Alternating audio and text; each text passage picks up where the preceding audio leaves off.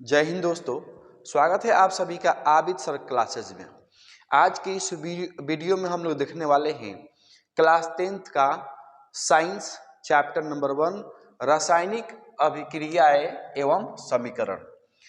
इसको पढ़ाने से पहले मैं आपको बता दूं कि हम लोग अपने दैनिक जीवन में बहुत सारे रासायनिक अभिक्रियाओं को देखते हैं, जैसे कि गर्मी के मौसम में कुछ घंटों के बाद दूध का खट्टा हो जाना, दूध से दही का बनना, नमी की उपस्थिति में लोहे में जंग लगना, भोजन का पचना, हमारे शरीर में श्वसन क्रिया संपन्न होना। ये सारी क्रियाएं जो होती है रासायनिक अभिक्रियाओं के वजह से होती है। और जब कभी भी रासायनिक अभिक्रिया होती है तो उन पदार्थों में रासायनिक परिवर्तन हो जाता है। तो आज के इस वीडियो में हम लोग समझेंगे कि पदार्थों में किस तरह से रासायनिक परिवर्तन होता है और रासायनिक अभिक्रिया होती है तो कौन कौन से पदार्थों के गुण में परिवर्तन होते हैं। तो आइए अब हम लोग समझते हैं सबसे पहले रासायनिक अभिक्रिया। रासायनिक अभिक्रिया क्या होता है? तो जब कोई पदार्थ अकेले अथवा किसी दूसरे पदार्थों से अभिक्रिया करके एक या एक से अधिक भिन्न गुण वाले पदार्थों का निर्माण करता है, उसे रासायनिक अभिक्रिया कहते हैं। कहने का मतलब कि जब कोई पदार्थ अकेले या एक से ज्यादा मिल करके भिन्न गुण वाले, अपने से भिन्न गुण वाले पदार्थों का निर्माण करता है, उसे रासायनिक अभिक्रिया कहा जाता है। जैसे जब हम मैग्नीशियम के फीते को हवा की उपस्थिति में जलाते हैं तो मैग्नीशियम का फीता जलता है और जलने के बाद से सफेद चूर्ण प्राप्त होता है। अब यहाँ हम देखते हैं कि यहाँ पे रासायनिक अभिक्रिया हुआ। क्यों हुआ रासायनिक अभिक्रिया? क्योंकि इन पदार्थों में रासायनिक परिवर्तन हुआ है। जैसे कि यहाँ पे देखिए मैग्नीशियम है और यहाँ पे ऑक्सीजन है। मैग्नीशियम और ऑक्सीजन, मैग्नीशियम को जब हम लोग ऑक्सीजन की उपस्थिति में जला देते हैं तो क्या बन गया? हमारा मैग्नीशियम ऑक्साइड बन गया। अब हम चाह कर भी इस मैग्नीशियम ऑक्साइड को हम मैग्नीशियम में बदल नहीं सकते हैं। हम यूं कह सकते हैं कि इसमें जो अभिक्रिया हुआ यह रासायनिक अभिक्रिया हुआ, क्योंकि इसमें रासायनिक परिवर्तन हुआ है। आप देखते हैं कि दूध से दही बनाते हैं, तो जब दूध से दही बनाते हैं तो उसमें रासायनिक अभिक्रिया होती है, तो हम दही से फिर दूध नहीं बना सकते हैं, रासायनिक परिवर्तन हो जाता है, इसलिए हम इसको रिवर्स नहीं कर सकते हैं। जब हम भोजन करते हैं तो भोजन हमारे शरीर में पच जाता है, तो भोजन पच जाता है तो पचे हुए भोजन से फिर से हम भोजन नहीं बना सकते हैं, क्योंकि भोजन का पचना एक रासायनिक अभिक्रिया हो गया।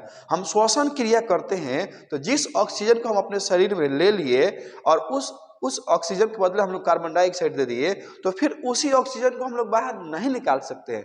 क्यों नहीं निकाल सकते हैं? क्योंकि रासायनिक अभिक्रिया हुआ। जब लोहे में जंग लग जाती है तो लोहे में जंग लगने की वजह से जो लोहे की मजबूती होती है वो समाप्त हो जाती है, उतनी मजबूती नहीं रहती है। तो जब जंग लोहे में लग जाता है तो उसकी मजबूती समाप्त हो जाती है, तो पुनः हम उस जंग लगे लोहे से उसकी मजबूती प्राप्त नहीं कर सकते हैं। क्यों नहीं कर सकते हैं? क्योंकि रासायनिक अभिक्रिया हुआ। अब आप यूं कह लो जैसे कि आप किसी कागज को जलाते हो।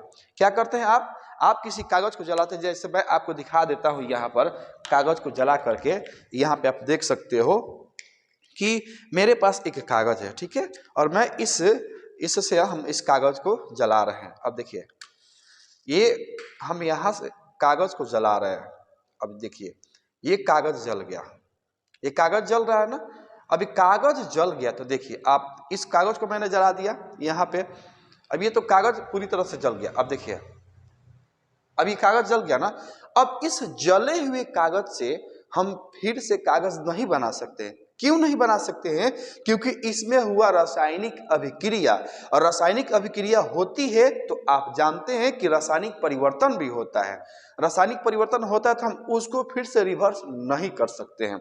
अब हम देखते हैं कि जब रासायनिक अभिक्रिया होती है तो पदार्थों में कौन कौन से परिवर्तन होते हैं, पदार्थों के कौन कौन से गुण बदलते हैं। तो जब रासायनिक अभिक्रिया होती है तो जो सबसे पहला परिवर्तन होता है पदार्थों में, अवस्था में परिवर्तन होता है। पदार्थों के किस में परिवर्तन होता है? अवस्था में परिवर्तन होता है। जैसे कि जब हम मैग्नीशियम को ऑक्सीजन की उपस्थिति में जलाते हैं तो मैग्नीशियम जलने के बाद से सफेद चूर्ण के रूप में प्राप्त होता है, यानी इसकी अवस्था बदल जाती है। दूसरा कौन सा परिवर्तन होता है? रंग में परिवर्तन होता है ना। जैसे कि हम लेड नाइट्रेट को पोटेशियम आयोडाइड से अभिक्रिया कराते हैं तो लेड आयोडाइड बनता है। लेड आयोडाइड का पीला अवक्षेप प्राप्त होता है। अभी यहाँ पर देखिए, यहाँ ये जो पोटेशियम लेड नाइट्रेट था ये रंगहीन था और यहाँ पे इसका रंग कैसा मिल गया? पीला मिल गया, यानी रंग में परिवर्तन हो गया। दूसरा जो परिवर्तन होता है अवक्षेप का बनना। क्या बनता है? अवक्षेप का बनता है। जब हम बेरियम क्लोराइड की अभिक्रिया सल्फ्यूरिक अम्ल से कराते हैं, बेरियम क्लोराइड की अभिक्रिया सल्फ्यूरिक अम्ल से कराते हैं तो यह अभिक्रिया करने के बाद से बेरियम सल्फेट बनता है और बेरियम सल्फेट का श्वेत अवक्षेप यानी सफेद अवक्षेप प्राप्त होता है। यहाँ पे देखते हैं कि अवक्षेप का भी बन जाता है, रासायनिक अभिक्रिया होती है। दूसरा गैस का निकलना। क्या निकलता है? गैस निकलता है। जब भी रासायनिक अभिक्रिया होती है तो उसमें गैस निकलता है। जैसे कि हम जिंक की अभिक्रिया सल्फ्यूरिक अम्ल से कराते हैं तो क्या बनता है? जिंक सल्फेट बनता है और हाइड्रोजन गैस बाहर निकलती है।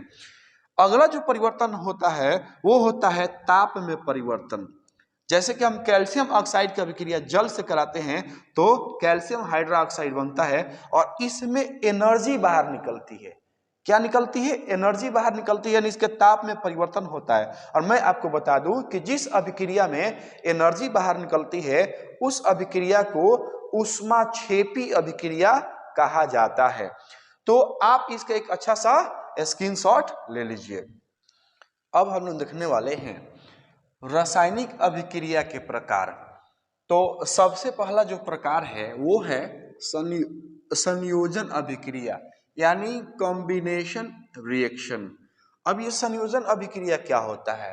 तो जब दो या दो से अधिक पदार्थ संयोग करके एक नए पदार्थ का निर्माण करता है उसे संयोजन अभिक्रिया कहते हैं।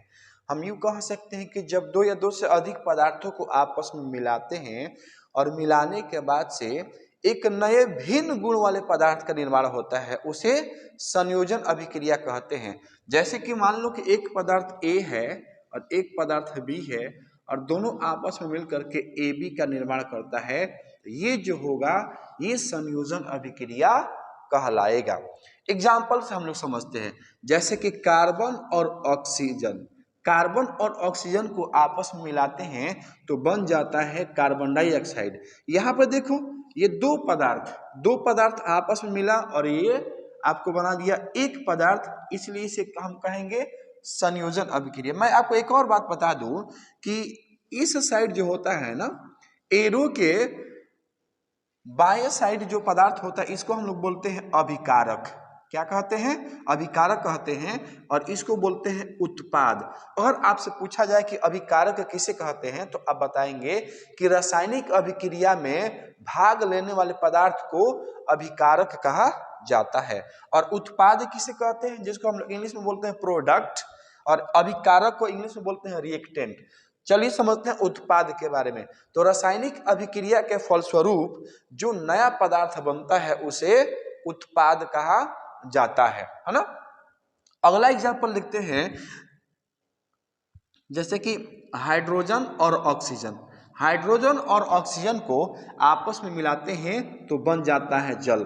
अभी यहाँ भी देखो दो पदार्थ आपस में मिला और दो पदार्थ आपस में मिल करके एक नए पदार्थ का निर्माण कर दिया तो ये क्या हो गया? हमारा जल हो गया। अब देखो यहाँ भी रासायनिक परिवर्तन हुआ। अब यहाँ पर देखिए ऑक्सीजन हो गया और हाइड्रोजन हो गया, ठीक है। तो हाइड्रोजन जलता है और ऑक्सीजन पदार्थ को जलने में मदद करता है और दोनों आपस में मिल करके बना देता है पानी, और पानी आग को बुझा देता है। पानी आग को क्या करता है? बुझा देता है। अब आगे देखते हैं कैल्शियम ऑक्साइड और जल। कैल्शियम ऑक्साइड और जल आपस में अभिक्रिया करता है तो बनाता है कैल्शियम हाइड्रोक्साइड। क्या बनाता है? Calcium hydroxide. और इसमें एनर्जी बाहर निकलती है, इसलिए इसे कहा जाता है ऊष्माक्षेपी अभिक्रिया। आप लोग देखे होंगे कि जैसे कि घर को चूना करना होता है, जैसे घर को सफेदी करना होता है, तो बाजार से लोग चूना खरीद के लाते हैं और उसमें पानी डालते हैं। नाद वगैरह होता है, नाद देहातों में मिल जाता है, तो नाद में पानी डाल दिया जाता है और पानी डालने के बाद से उसमें जब चूना डाला जाता है तो देखिए क्या उसमें खदकना शुरू हो जाता है। वो क्या होता है? खदकने लगता है। खदकने का मतलब कि खौलने लगता है, और खौल करके यही बनाता है, कैल्शियम हाइड्रोक्साइड बनाता है, और यही एनर्जी बाहर निकलता है। और जो मार्केट से आप चूना लेके आते हैं वो कौन सा चूना होता है? ये वाला होता है, कैल्शियम ऑक्साइड होता है। आई बात समझ में? इसका आप एक अच्छा सा स्क्रीनशॉट ले। वियोजन अभिक्रिया जिसको हम लोग बोलते हैं डीकम्पोजिशन रिएक्शन, ये जो वियोजन अभिक्रिया है संयोजन अभिक्रिया के ठीक विपरीत होता है। संयोजन अभिक्रिया में जोड़ते हैं और इसमें तोड़ते हैं। आइए परिभाषा पे हम लोग चलते हैं। कह रहा है कि जब कोई पदार्थ टूट कर दो या दो से अधिक नए पदार्थों का निर्माण करता है उसे वियोजन अभिक्रिया कहते हैं। यानी जब हम एक बड़े पदार्थ को हीट करते हैं या अभिक्रिया के दौरान उसे तोड़ते हैं और तोड़ने के बाद से दो या दो से अधिक नए पदार्थ का निर्माण होता है उसे वियोजन अभिक्रिया कहते हैं। वियोजन का मतलब ही होता है तोड़ना। जैसे कि एक बड़ा पदार्थ लो AB, और AB को हम ऐसे तोड़ दें तो A प्लस B बन गया, तो ये क्या हो जाएगा? हमारा टोटल वियोजन अभिक्रिया हो जाएगा। आइए उदाहरण से समझते हैं। जैसे यहाँ है कैल्शियम कार्बोनेट। कैल्शियम कार्बोनेट को संगमरमर भी कहा जाता है। जब कैल्शियम कार्बोनेट को गर्म किया जाता है तो गर्म करने के बाद से कैल्शियम ऑक्साइड और कार्बन डाइऑक्साइड बनता है। अब आप देखो कि यहाँ एक पदार्थ है और इसको जब हीट किया जा रहा है तो यह दो पदार्थों में टूट जा रहा है, इसलिए यह हो जाएगा वियोजन अभिक्रिया। अगला देखो, जैसे कि यहाँ पे आपका दिया हुआ है लेड नाइट्रेट। क्या दिया है? Lead nitrate. लेड नाइट्रेट को जब हम लोग गर्म करते हैं तो गर्म करने के बाद से लेड ऑक्साइड बनता है, नाइट्रोजन डाइऑक्साइड बनता है और ऑक्सीजन बाहर निकलता है। अब यहाँ पर देखो एक छोटा बड़ा पदार्थ को आप तोड़े तो बड़ा पदार्थ तोड़ने के बाद से दो से ज्यादा पदार्थ बन गया, इसलिए इसे हम लोग बोलेंगे वियोजन अभिक्रिया। अब यहाँ पर देखो जल, जब हम जल में विद्युत धारा प्रवाहित करते हैं तो ये जो जल होता है ना हाइड्रोजन और ऑक्सीजन में टूट जाता है, यानी दो पदार्थों में टूट जाता है, इसलिए यह कहलाएगा वियोजन अभिक्रिया। अब यहाँ पर देख लो इसकी अभिक्रिया हम विद्युत धारा से करवा रहे हैं, इसलिए इसे हम लोग विद्युतीय रासायनिक अभिक्रिया भी कह सकते हैं। अब पूछता है कि विद्युतीय रासायनिक अभिक्रिया क्या होता है, तो बताएंगे कि जिस रासायनिक अभिक्रिया को विद्युत के द्वारा कराई जाती है उसे विद्युतीय रासायनिक अभिक्रिया कहते हैं। कभी कभी पूछता है कि प्रकाश अभिक्रिया किसे कहते हैं, तो आप बताएंगे कि जिस रासायनिक अभिक्रिया को प्रकाश की उपस्थिति में कराई जाती है उसे प्रकाश अभिक्रिया कहा जाता है। तो आप इसका एक अच्छा सा स्क्रीनशॉट ले। दूसरा अभिक्रिया जो है वो अभिक्रिया है विस्थापन या एकल विस्थापन अभिक्रिया, जिसको हम लोग इंग्लिश में बोलते हैं सिंगल डिस्प्लेसमेंट रिएक्शन। ये क्या होता है आइए हम लोग समझते हैं। जब कोई तत्व दूसरे तत्व को उसके यौगिक के विलयन से विस्थापित का मतलब होता है हटाकर खुद उसका स्थान लेता है तो उसे विस्थापन अभिक्रिया कहते हैं। यानी जब कोई तत्व है ना उसके यौगिक से है ना उस तत्व को विस्थापित कर दे और खुद जाके उसका स्थान ले लेता है, उसे कहा जाता है विस्थापन अभिक्रिया। जैसे कि मान लो कि यहाँ पर A प्लस BC है ना, एक ये तत्व है और एक ये तत्व है, तो ये A क्या करता है B को हटा देता है और B को हटाने के बाद से AC बना देता है और यहाँ पे B हो जाता है। तो यहाँ पे जो होता है यह एकल विस्थापन अभिक्रिया होती है, क्योंकि एक ही तत्व विस्थापित हो रहा है, एक ही तत्व अपने स्थान को छोड़ रहा है, इसलिए इसको हम लोग बोलेंगे एकल विस्थापन अभिक्रिया या विस्थापन अभिक्रिया। आइए उदाहरण से समझते हैं। जैसे कि यहाँ पे देखिए Fe जिसको लोहा कहा जाता है, Fe कॉपर सल्फेट के विलयन से है ना, अभिक्रिया करता है और अभिक्रिया करने के बाद से कॉपर को विस्थापित करता है, कॉपर को हटा देता है और हटाने के बाद से बना देता है FeSO4 यानी आयरन सल्फेट बनाता है और कॉपर अलग हो जाता है। तो यहाँ कॉपर हट गया, आयरन कॉपर को हटा दिया और आयरन खुद कॉपर का स्थान ले लिया, इसलिए यह जो अभिक्रिया होगा विस्थापन अभिक्रिया होगा। यहां दूसरे एग्जाम्पल में देखते हैं कि जिंक कॉपर सल्फेट के विलयन से अभिक्रिया करता है तो कॉपर को विस्थापित कर देता है और विस्थापित करने के बाद से खुद बना देता है जिंक सल्फेट और यहाँ पे कॉपर अलग हो जाता है। क्या अलग हो जाता है? कॉपर अलग हो जाता है। यहाँ पे देखो लेड जिसको सीसा कहा जाता है, कॉपर क्लोराइड की अभिक्रिया, कॉपर क्लोराइड के विलयन से कॉपर को विस्थापित करता है और विस्थापित करने के बाद से बना देता है लेड क्लोराइड। क्या बनाता है? लेड क्लोराइड बनाता है और कॉपर अलग हो जाता है। तो इन सभी एग्जाम्पल में देखिए कि एक एक तत्व अपने यौगिक से हट रहा है। तो जब एक तत्व अपने यौगिक से हटता है तो उसे एकल विस्थापन अभिक्रिया बोलते हैं या विस्थापन अभिक्रिया बोलते हैं। आप इसका एक अच्छा सा स्क्रीनशॉट ले लीजिए। अब हम लोग देखेंगे द्विविस्थापन अभिक्रिया, जिसको इंग्लिश में कहा जाता है डबल डिस्प्लेसमेंट रिएक्शन।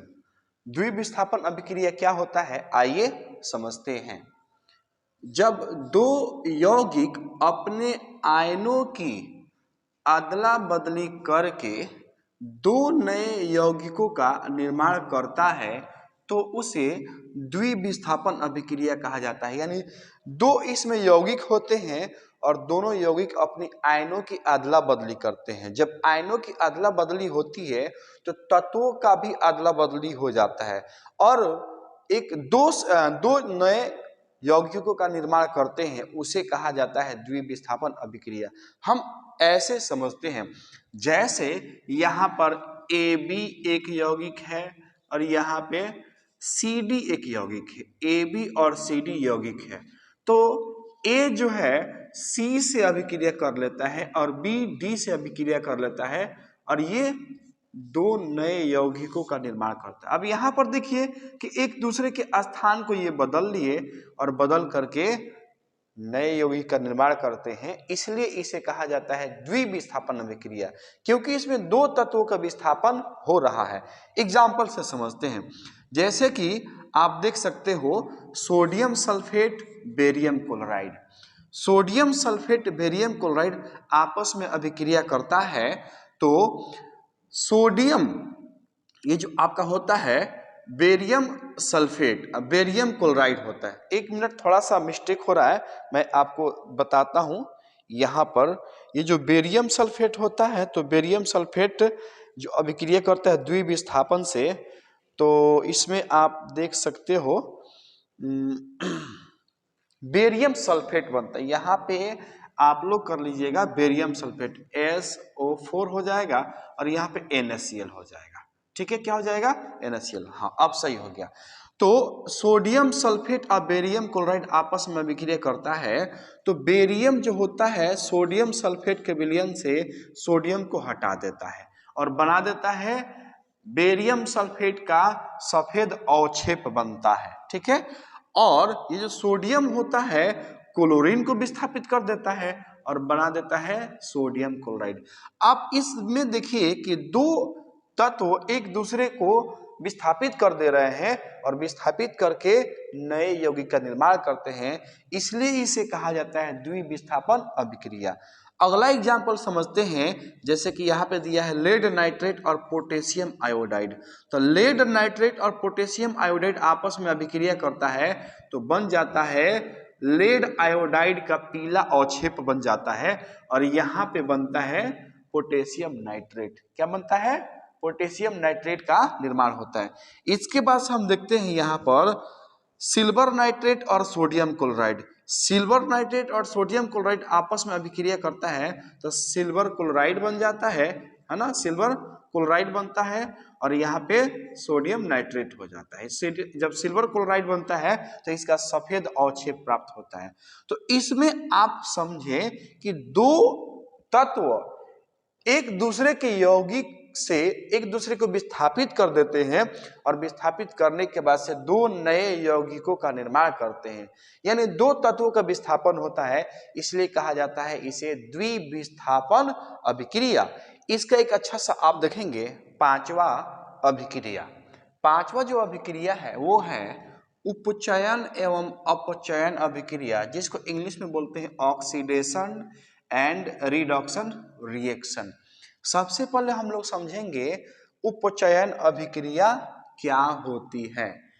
वैसी रासायनिक अभिक्रिया जिसमें ऑक्सीजन की वृद्धि या हाइड्रोजन का ह्रास होता है उसे उपचयन या ऑक्सीकरण अभिक्रिया कहते हैं, यानी जिसमें ऑक्सीजन की वृद्धि हो, ऑक्सीजन बढ़े या हाइड्रोजन कम हो, तो वैसे अभिक्रिया को कहा जाता है ऑक्सीकरण अभिक्रिया या उपचयन अभिक्रिया कहा जाता है। जैसे यहाँ समझते हैं कॉपर और ऑक्सीजन, तो कॉपर और ऑक्सीजन आपस में अभिक्रिया करता है तो बना देता है क्यूप्रिक ऑक्साइड बनाता है। यहाँ पे हाइड्रोजन ऑक्सीजन बढ़ा है। यहाँ पे मैग्नीशियम और ऑक्सीजन आपस में अभिक्रिया करता है तो बना देता है मैग्नीशियम ऑक्साइड। ये संयोजन अभिक्रिया भी हो सकता है। यहाँ पे कार्बन और ऑक्सीजन अभिक्रिया करता है तो बना देता है कार्बन डाइऑक्साइड, यानी यहाँ भी ऑक्सीजन बढ़ा है, इसलिए इसे हम लोग क्या कहेंगे, ये आपका हो जाएगा उपचयन अभिक्रिया। इसमें देखते हैं हाइड्रोजन सल्फाइड और क्लोरीन। तो देखिए आप हाइड्रोजन सल्फाइड से हाइड्रोजन हट गया और क्या बना दिया, हाइड्रोजन क्लोराइड बना दिया और सल्फर अलग हो गया, तो यहाँ भी क्या हो जाएगा, यह ऑक्सीडेशन रिएक्शन यानी उपचयन अभिक्रिया हो जाएगा। अब समझते हैं अपचयन अभिक्रिया, जिसको बोलते हैं रिडक्शन रिएक्शन। वैसी रासायनिक अभिक्रिया जिसमें हाइड्रोजन की वृद्धि होती है या ऑक्सीजन का ह्रास होता है उसे अपचयन अभिक्रिया या अवकरण अभिक्रिया कहा जाता है। यानी ये जो अभिक्रिया होता है उपचयन अभिक्रिया के ठीक विपरीत होता है। समझते हैं हम लोग, जैसे हाइड्रोजन की वृद्धि हो रही है, जैसे हाइड्रोजन और क्लोरीन आपस में मिलता है तो हाइड्रोक्लोरिक अम्ल बनाता है, हाइड्रोजन बढ़ा, इसलिए ये क्या होगा, रिडक्शन रिएक्शन हो जाएगा। हाइड्रोजन और आयोडीन आपस में अभिक्रिया करता है तो हाइड्रोजन आयोडाइड बनता है। हाइड्रोजन और ऑक्सीजन आपस में अभिक्रिया करता है तो जल बनता है। तो इस अभिक्रिया में आप देखिए कि हाइड्रोजन की वृद्धि हो रही है, ठीक है। अब इस अभिक्रिया में हम लोग बात करते हैं तो क्यूप्रिक ऑक्साइड और हाइड्रोजन। तो यहाँ से देखिए हाइड्रोजन, जो हाइड्रोजन है वो ऑक्सीजन से अभिक्रिया करता है और कॉपर को अलग कर देता है, यानी हाइड्रोजन का ऑक्सीजन का ह्रास हो गया। जब ऑक्सीजन का ह्रास हुआ तो ये क्या हो जाएगा, अवकरण अभिक्रिया होगा। यहाँ देखो जिंक ऑक्साइड कार्बन से अभिक्रिया करता है तो जिंक और कार्बन मोनोऑक्साइड बनता है। यहाँ ऑक्सीजन का ह्रास हुआ है इसलिए ये क्या कहलाएगा, अवकरण अभिक्रिया कहलाएगा। इसका एक अच्छा सा आप स्क्रीनशॉट ले लीजिए। अब हम लोग समझेंगे हमारे दैनिक जीवन में उपचयन अभिक्रिया का प्रभाव। हमारे दैनिक जीवन में उपचयन अभिक्रिया के कौन कौन से प्रभाव होते हैं उसको हम लोग समझते हैं। तो सबसे पहला प्रभाव होता है वो होता है संक्षारण। कौन प्रभाव होता है, संक्षारण, जिसको हम लोग बोलते हैं कोरोजन। आइए सबसे पहले समझते हैं संक्षारण क्या होता है। संक्षारण वह रासायनिक अभिक्रिया है, यहाँ पे है छूट गया है, संक्षारण वह रासायनिक अभिक्रिया है जिसमें धातुएं वायु, नमी या अम्ल से अभिक्रिया करके अवांछनीय पदार्थों का निर्माण करता है, उसे हम लोग बोलते हैं संक्षारण। जैसे कि जो धातुएं होती है ना, धातुएं वो संक्षारित हो जाती है, जैसे कि लोहे पर जंग लगना। आप देखते हो कि इस संक्षारण की वजह से सोना, चांदी इस सब पर जंग लग जाता है, एल्युमिनियम पर जंग लग जाता है, कॉपर पर जंग लग जाता है, जिसकी वजह से वो उसकी चमक खो जाती है। सोना पे जंग लग जाएगा तो उसकी चमक खो जाती है, चांदी पे जंग लग जाता है तो उसकी चमक समाप्त हो जाती है, एल्युमिनियम पर जंग लगता है तो उसकी चमक समाप्त हो जाती है, कॉपर पे जंग लगता है तो उसकी चमक समाप्त हो जाती है। यानी उस पर अवांछनीय पदार्थों का एक परत बन जाता है जिसकी वजह से उसकी चमक उसी में समाप्त हो जाती है। अगर हम उस अवांछनीय पदार्थ को हटा देते हैं तो पुनः उसकी चमक वापस आ जाती है। जैसे कि लोहा पे जंग लगता है, जब लोहा पे जंग लग जाता है तो लोहा का वजन बढ़ जाता है, और जब लोहा का वजन बढ़ जाता है तो लोहा का जो आंतरिक मजबूती होती है वो समाप्त हो जाती है। अब संक्षारण के लिए आवश्यक शर्तें कौन कौन सी है? तो जो सबसे पहला शर्त है वो नमी। अगर नमी आपको मिल जाए, ठीक है, दूसरा वायु और तीसरा धातु की उपस्थिति। अगर इस तीनों में से कोई एक एब्सेंट रहता है, कोई एक अनुपस्थित रहता है, तो वो वस्तु संक्षारित नहीं होगा। जैसे कि आपको नमी मिल जाए और धातु मिल जाए और उसको हवा न मिले तो वस्तु वो संक्षारित नहीं होगा। अगर आपको हवा मिल जाए, धातु मिल जाए, नमी न मिले तो वस्तु संक्षारित नहीं होगा। जो दूसरा प्रभाव पड़ता है हमारे जीवन में उपचयन का, वो है विकृत गंधिता, जिसको हम लोग बोलते हैं रैनसिडिटी। आपने सुना भी होगा या देखा भी होगा कि गर्मी के मौसम में जो तैलीय पदार्थ होते हैं, जैसे कि तेल में तला हुआ पकौड़ा हो गया, जलेबी हो गया, समोसा हो गया, है ना, ये सब गर्मियों के दिनों में कुछ घंटों के बाद ये खराब हो जाते हैं, कुछ घंटों के बाद समाप्त हो जाते हैं, है ना। उसमें एक अरुचिकर गंध आती है और उस गंध की वजह से वो खाने के लायक नहीं रहता है, उसमें विष आता है जिसको जहर कहते हैं। ठीक है, कह रहे कि वसा तथा तेल से बने खाद्य पदार्थों में अपचयन अभिक्रिया के कारण अरुचिकर गंध आने लगती है, जिसे विकृत गंधिता कहा जाता है।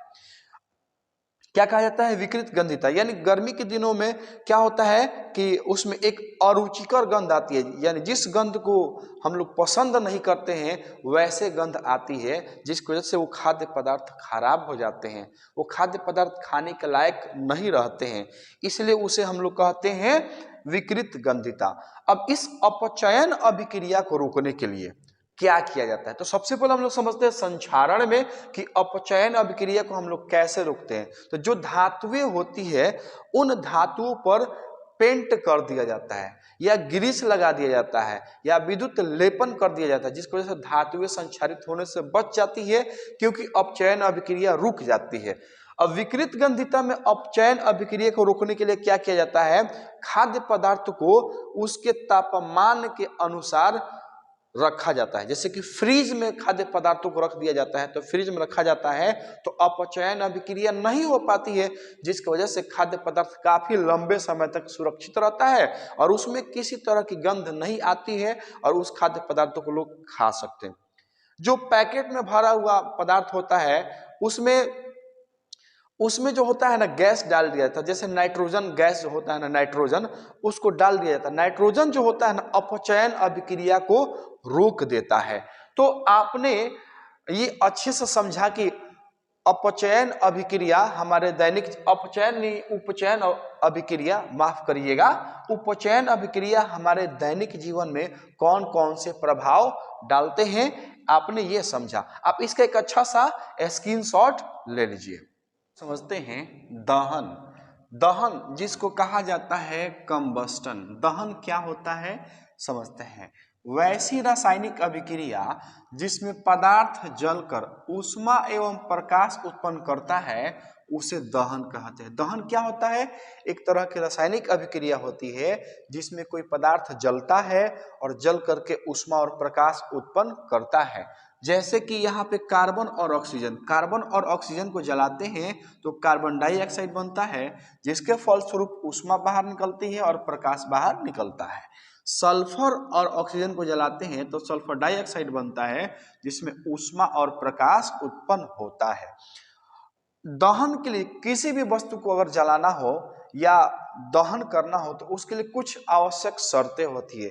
जो पहली शर्त होती है वो होती है दहनशील पदार्थों की उपस्थिति। अब ये दहनशील पदार्थ क्या होता है जिसको हम लोग जला सकते हैं? जैसे कि लकड़ी हो गया, कोयला हो गया, है ना, कुर्सी हो गया, कलम हो गया, ये सब क्या है?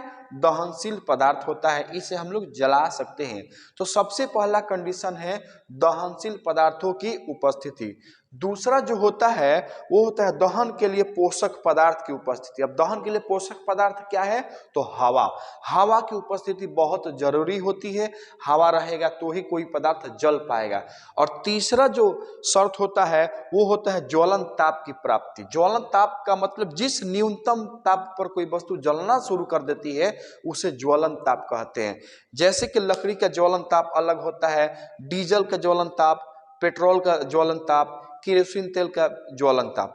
देखो जो पेट्रोल होता है ना वो बहुत ही कम टेम्परेचर पे उसमें आग पकड़ लेता है, डीजल में थोड़ा ज़्यादा टेम्परेचर पे आग पकड़ता है, केरोसिन तेल जो होता है ना बहुत ज़्यादा टेम्परेचर पे आग पकड़ता है। ठीक है, आप जैसे कि इसको जलाओगे तो ये पहले हीट होगा, हीट होने के बाद से जब तक ये अपने ज्वलन ताप तक नहीं पहुंचेगा तब तक ये वस्तु नहीं जलेगा। आप कच्चा लकड़ी को जलाते हो तो कच्चा लकड़ी जब जलता है ना तो जलने से पहले वो हीट होता है, हीट होता है तो उसमें से पानी बाहर निकलता है, और पानी बाहर निकलता है तो वो अपने ज्वलन ताप तक पहुंचता है। जब वो अपने ज्वलन ताप तक पहुंचता है तो वो वस्तु जलना शुरू कर देता है। तो ये तीन चीजों की उपस्थिति बहुत जरूरी होती है। मैं आपको एक बार फिर से बता देता हूं। पहला जो होता है दहनशील पदार्थों की उपस्थिति, दूसरा होता है पोषक पदार्थों की उपस्थिति, दहन के लिए पोषक पदार्थों की उपस्थिति, और तीसरा होता है ज्वलन ताप की प्राप्ति। ठीक है, अब हम आगे देखते हैं कुछ इंपॉर्टेंट चीज है, जैसे कि आजकल एलपीजी गैस का प्रयोग सब लोग करते हैं रसोई घर में खाना बनाने के लिए। अभी जो एलपीजी गैस होता है ये क्या होता है तो समझिए। कह रहा है एलपीजी लिक्विफाइड पेट्रोलियम गैस होता है।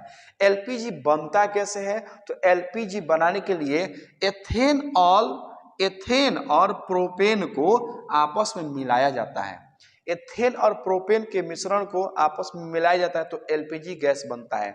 और मैं सबसे आश्चर्यचकित करने वाला एक बात बता दूं कि ये जो दोनों गैस होती है इसमें कोई सुगंध नहीं होता है, कोई गंध नहीं होता है। पहले के समय में जब ये बनता था ना तो बहुत ज्यादा इससे खतरा होता था, आग पकड़ लेती थी, बहुत सारे लोग मर जाते थे। ठीक है, अब आप कहोगे कि हमारे घरों में तो जो एलपीजी गैस होता है उसमें से महक आती है, लेकिन आप बोल रहे हैं कि इसमें महक नहीं होती है। हाँ, इसमें महक नहीं होती है। इसमें महक के लिए एथाइल मरकैप्टन मिलाया जाता है। क्या मिलाया जाता है?